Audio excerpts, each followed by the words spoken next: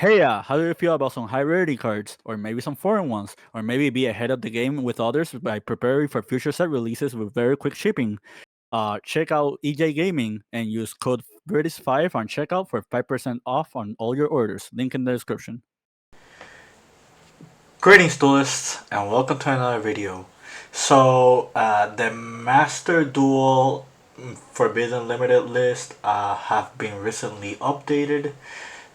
In this channel we don't play Master Duel. I am not a player that plays at the Master Duel format. However, there is something that did happen in Master Duel that did catch my eye, and it's something that I kind of wanted to discuss with you guys because it involves one of my favorite archetypes from all time that I have been playing in competitive history, and that is Dragon Rulers.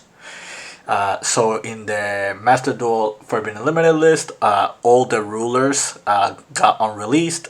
For those who don't know, the rulers have been gone from the game since like early 2015, and they debuted on 2013, so it's been almost a decade since their uh, like reign have been gone from like competitive play.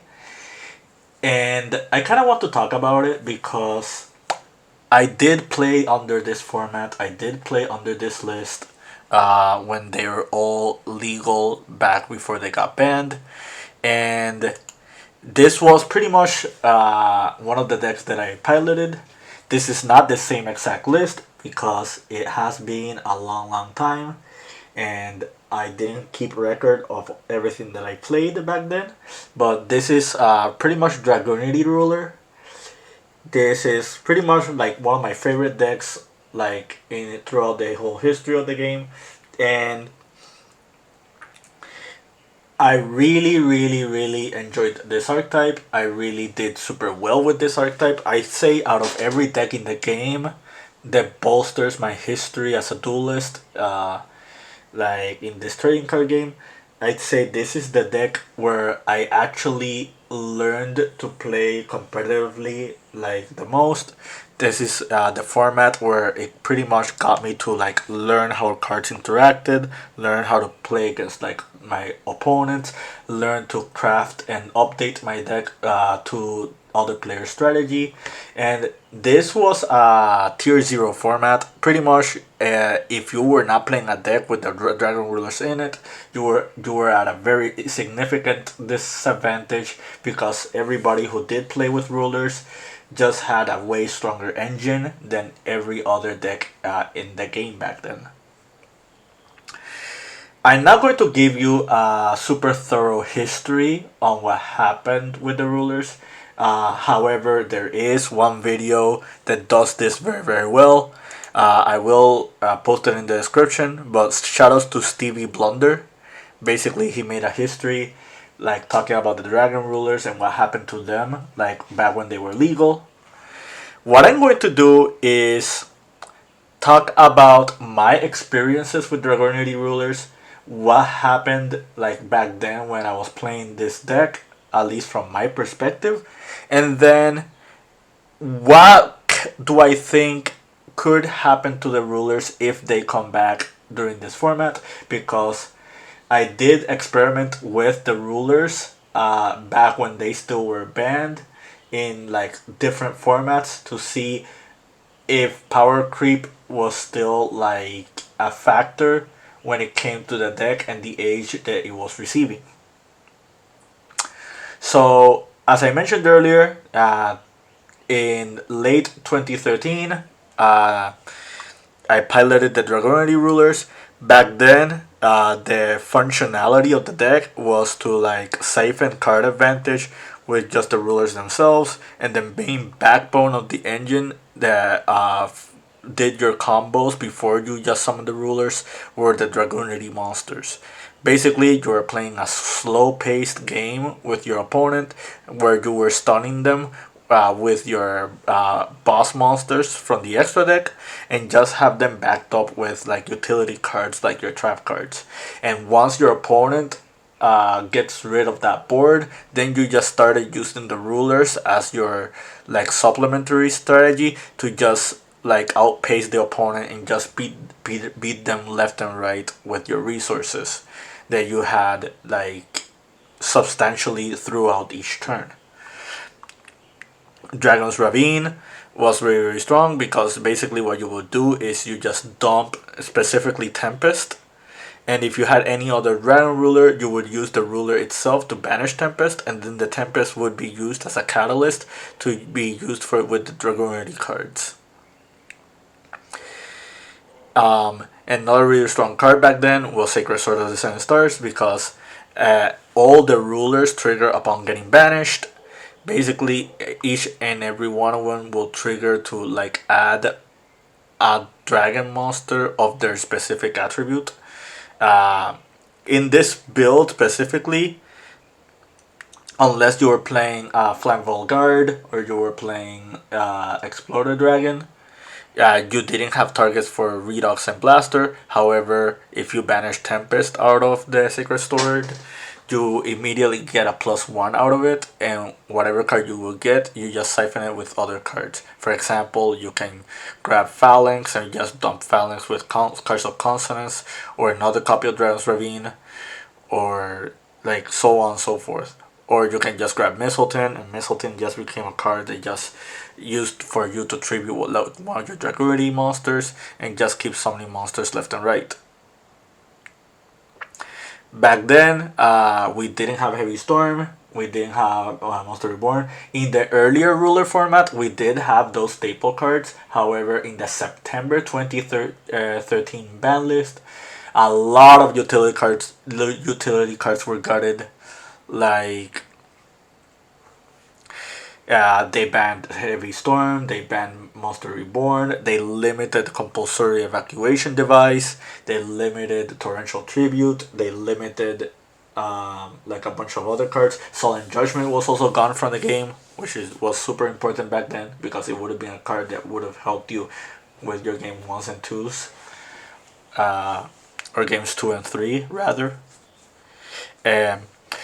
You see that in this list I had Trapstone. The reason for Trapstone in this build was because with Heavy Storm gone, there were no real way to getting rid of multiple like massive back rows.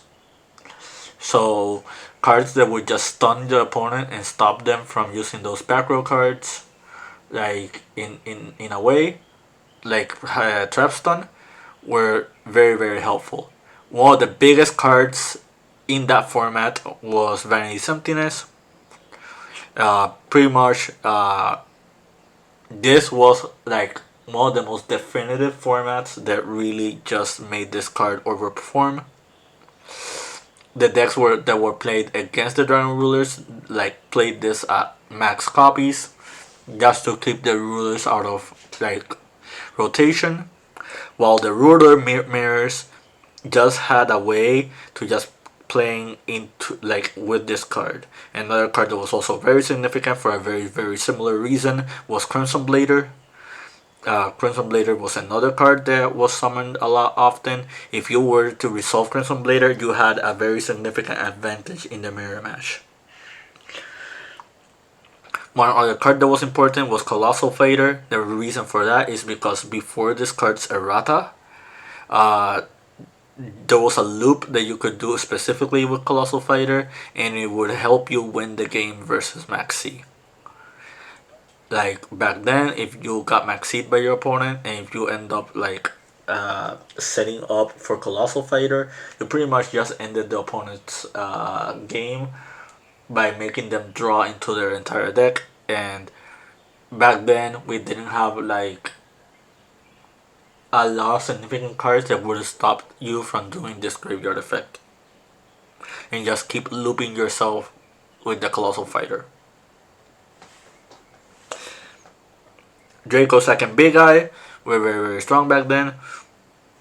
Like, this deck played very, very similar to Kashtira back in the day, and just having rank 7s that just like played with your opponent's resources was just very, very strong. We didn't have cards like Triple Tactic Talents or cards like like mind control or like change of heart back then.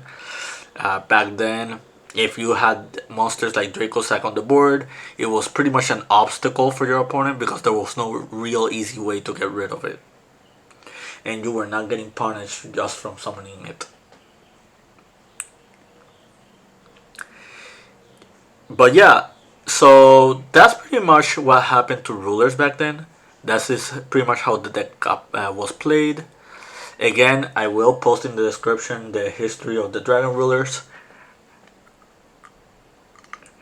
and that way you can realize and learn what happened to them a lot later. Now I'm going to show you something different. So this was the last thing I did with dragon rulers. So in 2018, the danger monsters got released, and I was trying to figure out stuff that you can do with the dangers or how strong the dangers could be. And a couple of friends wanted to do an experiment. They wanted to see what would happen if I paired these up with the dragon rulers if they were legal back then.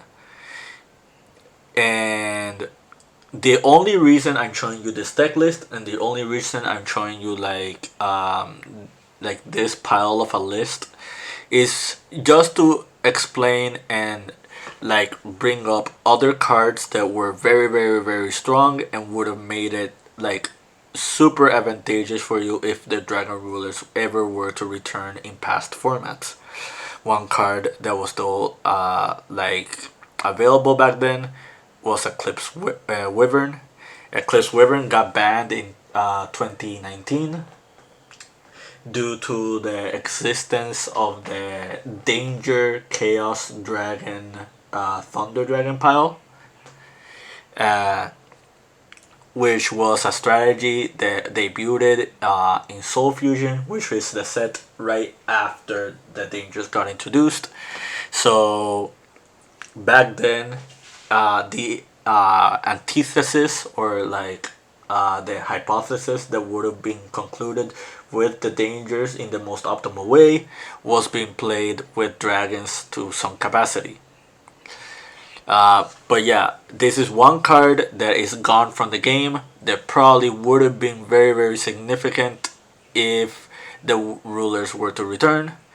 We also have one other card that is pretty much the sole reason why the rulers got banned in the first place, which is number 95, Galaxy Eyes Dark Matter Dragon. This is another card that would have been really really just like insane if the rulers were to have been like legal. Another card that is also gone from the game. It's not gone from Master Duel, but it is gone in the TCG, and people are making the assumption that this card probably is going to break rulers like currently in Master Duel. However, here in the TCG, this card is gone. Therefore, we don't have a real problem to deal with if this card were to exist in the format, or if the rulers were to arrive in the TCG rather. Another card that people like were afraid of that would have paired well with the rulers was Cypher Lord Omega. I'd say like Cypher Lord Omega is really cool and interactive with what you want to do with the rulers.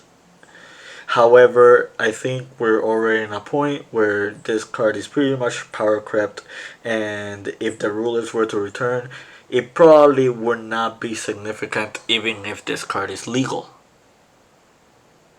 Another card that was really really strong back then was Soul Charge. Soul Charge is also gone. But when Duelist Alliance like arrived, or slightly before the arrival of Duelist Alliance, Lightstorm Rulers were played to some capacity, and it did top a lot of events, and this is one of the cards that did make it possible. Another two cards that are gone from the game are Crystal Hapley 5-Brax and Summon Sorceress.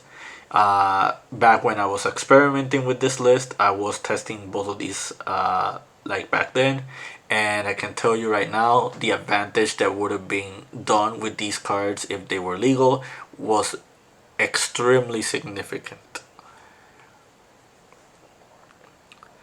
But yeah, um, Fairy Tale Snow is another card that probably would have been very, very strong with the rulers, but it's also gone. It is still legal in Master Duel, so it is a possibility that this can be paired up with alongside the rulers. However, like over here in the TCG, we don't have to worry about that unless they actually decide to return this card.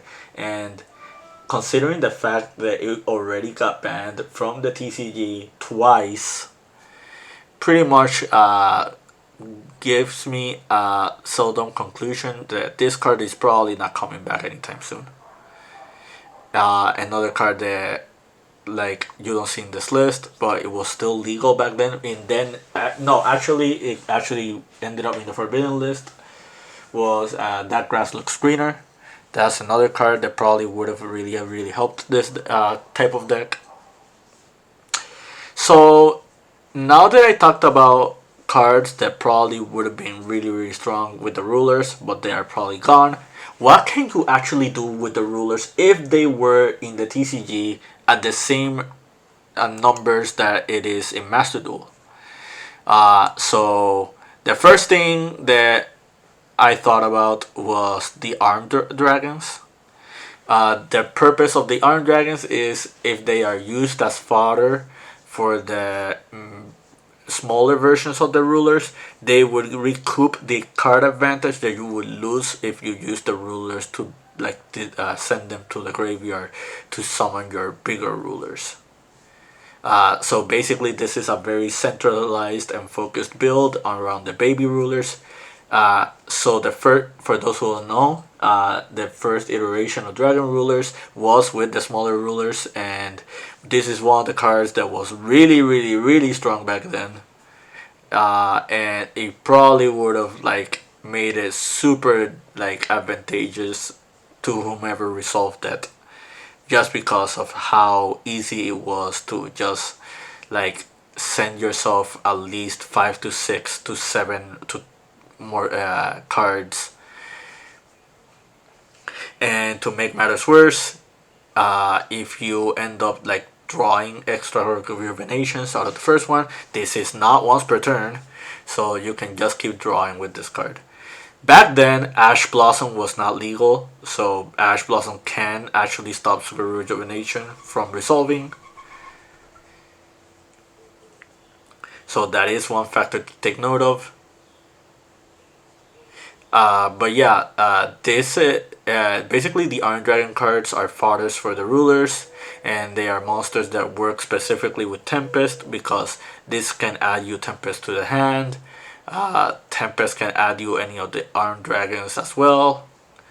The Pile Iron Dragon triggers to send one of the other Iron Dragons, and then it would make it possible for you to summon to actually add Tempest. As you can see, I put in the other staple cards that you usually see this format, like Ash Blossom and Imperm. Is this enough to actually make rulers strong and competitive? I don't think that would be the case. However, I did wanted to experiment, and this was one thing that I came up with. And another thing that I came up with is a little bit more modernized version of Dragonity rulers. Basically, you have Dragonity Senatus as your actual summon that would proc and make it so you can use your Dragonity cards more often. This card does lock you into only special summoning dragon monsters from the extra deck, but that is no actual restriction if you're using the rulers as well. You have other cards that also siphon you advantage, and you have other win conditions like your Amorphage monsters locking out your opponent. You just keep cycling through your monsters in your extra deck, and that makes it so you have fuel for the rulers that can be summoned mid to late game, just to push with your opponent's resources. And then one last build I'll probably show is this one right here. So this is a really big mess that you're looking at right now. Basically, it is a Dragon Maid hybrid with Dragon Link and with the Bestial monsters. With so many dragons that we have in the game and so many ways you can tutor like each of them. Like I kind of just wanted to see the limits of what you can get involving like the rulers as a whole, and if there's something that can be done about it. Like for example, banishing Tempest makes it so you can add like the part of Dragon Maid. It can add you Dragoneer Armagram, which you can even make the argument this is basically a bootleg Dragon Ruler because the summoning condition for this is almost the same, and it's basically better than a Dragon Ruler because it can negate something when it's summoned. It does not return to the hand. It can make it so your opponent loses that attack on your monsters, on their monsters, and just overall, like you can just like facilitate the late game with this card. You can also play the other Dragon Maid monsters, the one with the respective attributes. That way, if you end up banishing the rulers to some extent, you can tutor out the other Dragon Maids using like the actual rulers for like their materials. For example, Red Ox can grab you the Nurse Dragon Maid, while Tempest can grab you the Parter Dragon Maid. If you were to play Kitchen and Laundry, these can grab you those as well.